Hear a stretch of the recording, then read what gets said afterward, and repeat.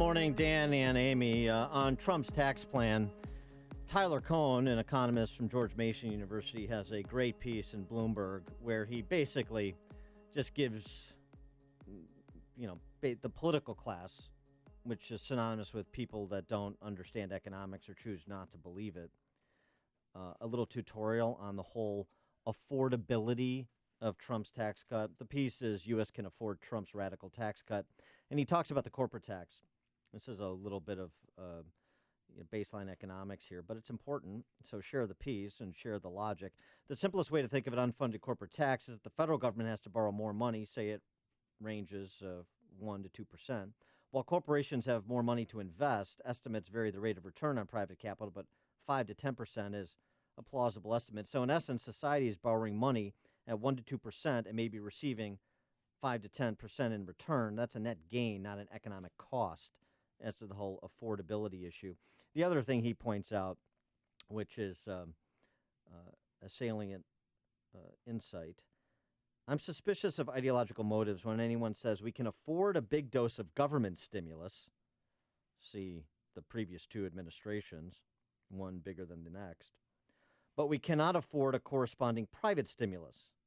The more consistent view is that we probably need more investment on both fronts, and thus the cut in the corporate tax rates are a welcome start, at least if we put aside the pessimistic scenario he mentions above about the Keynesian argument, essentially. And then he goes on to talk about the need to deal with the spend side, too, like entitlements, which comprise a supermajority of the U.S. budget, and which is, I think, an area of legitimate criticism of Trump that he's not so interested to talk about those entitlement programs. For more on the Trump tax plan, we're pleased to be joined by Richard Rubin of the Wall Street Journal.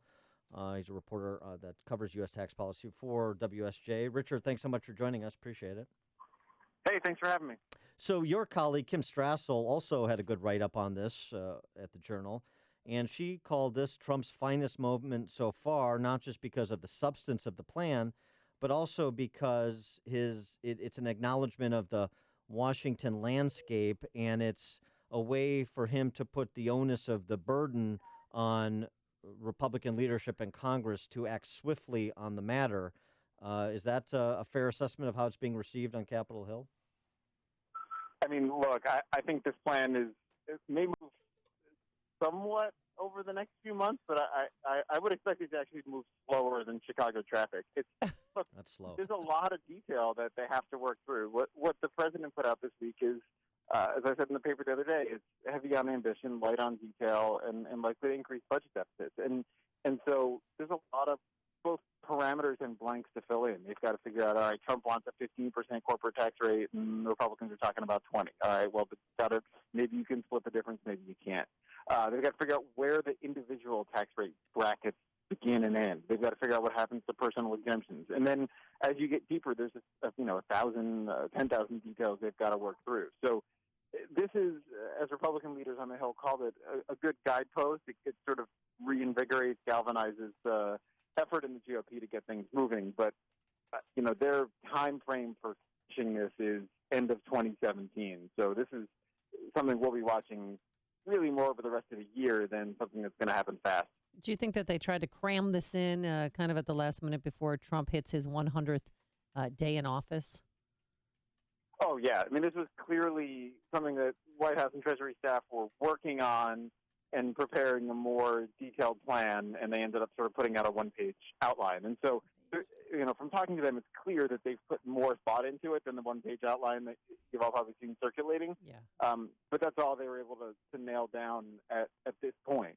Yeah, but the one page, the top line, the one page outline on corporate rates and individual rates and the very popular deductions, what's going to happen to those, like the charitable and the mortgage, mortgage interest. That's really the thrust of what people want to know, and then you fill in the blanks during the legislative process. Isn't that fair? Yeah, but a lot of the blanks are the pain, right? I mean, one legitimate criticism of what they did is they offered the candy and showed and hid the vegetables. And, whether those vegetables are deficits, which, lead to future tax cuts or future spending cuts, or whether they're, limits on tax breaks or eliminating personal exemptions or, any other thing you could think of inside the tax code that would raise money. So there's hard trade-offs to come, and you saw, with a couple exceptions, very little of that from the White House this week. What does this mean for the middle class? Or say, a family of four making $60,000 a year? Is there anything to be hopeful for? So the fascinating thing is that the White House cannot and could not answer that question because they've left big details. Where does the 10% bracket end? What happens to personal exemptions? What happens to head of household filing status? So you can't say. I mean, the standard deduction is going up to close to about $24,000, and that's for a married couple, and that will be for families in that range, unless they lose some other breaks they get now. And so, there's the prospect that it could be good for middle class families, but we just simply don't have enough detail to run the kind of scenarios that you want to be able to run. Okay, he is Richard Rubin. He is a reporter on U.S. tax policy for the Wall Street Journal. Richard, thanks so much for joining us. Appreciate it. Hey, thanks for having me, guys. Thank you. And he joined us on our turnkey.pro answer line.